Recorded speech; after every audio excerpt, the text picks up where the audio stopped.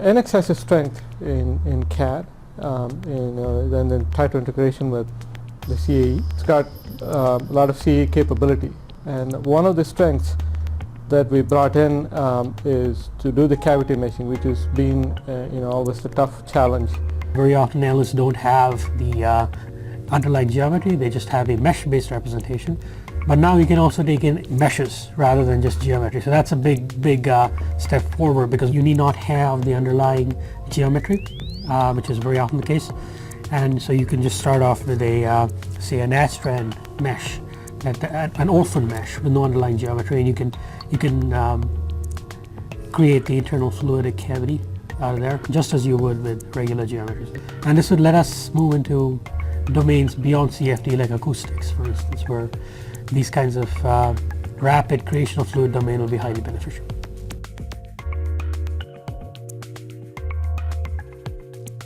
We incorporated bringing in data from the test, simulation and test. What we have is a load recipe that we have.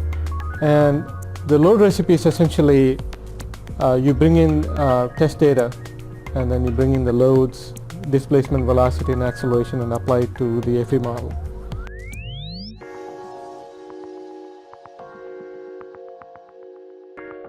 We actually support the panel and modal contributions now in NX. So the post-processing capability has that panel and modal contributions. It's going to give you all the results from NASDAQ.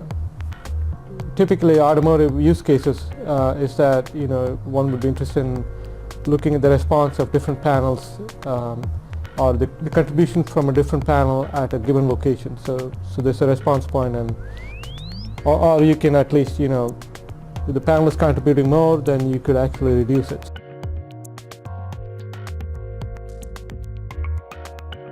There are applications like, you could do architectural acoustics, where you could be studying, a room like this, where, a speaker is giving a lecture.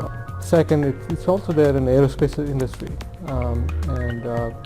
It's an automotive industry, it's very widely used. And then our software also gets used in designing loudspeakers.